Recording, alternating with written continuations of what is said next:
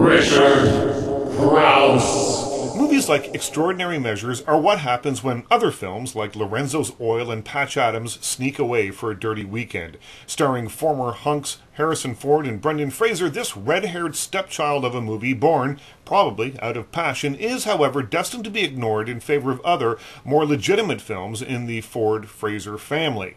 Based on a true story, Extraordinary Measures centers on John and Eileen Crowley, played by Brendan Fraser and Kerry Russell, parents of 3 young children, 2 of whom have a deadly form of muscular dystrophy called Pompe. Desperate to prolong the lives of their afflicted kids, they seek out the help of Dr. Robert Stonehill, played by Harrison Ford, a researcher with a viable theory about enzyme treatment for the rare genetic disorder.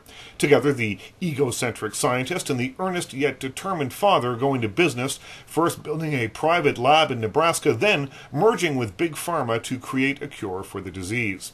Now, we have the Mummy and Indiana Jones to thank, or not, for Extraordinary Measures. Without the success of those 2 franchises, there is no way Ford and Fraser could have gotten this cliché-ridden clunker off the ground.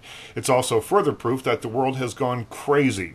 How strange a place is our culture when someone can raise $30 million to make a movie like this, but the real-life Crowleys had trouble raising even seed money to find a cure for their kid's disease. It seems like skewed priorities.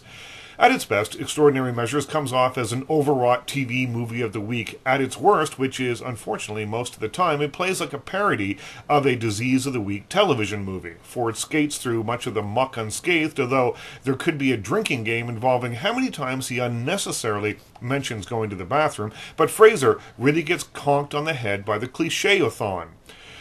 It's bad enough that he has to say lines like, "I want to find a miracle as much as you do," and perform the standard slumping to the floor and uncontrollable sob scene, but the height of ridiculousness comes when director Tom Vaughn stages a scene where Fraser tries to get Ford's attention by shimmying up a wall to bang on a small window, even though there is a huge glass door located just a few feet away. Extraordinary Measures is a movie that was likely made with the best of intentions, but clearly no extraordinary measures were made to make sure that the script was coherent or the performances were big screen worthy. Richard Crouse.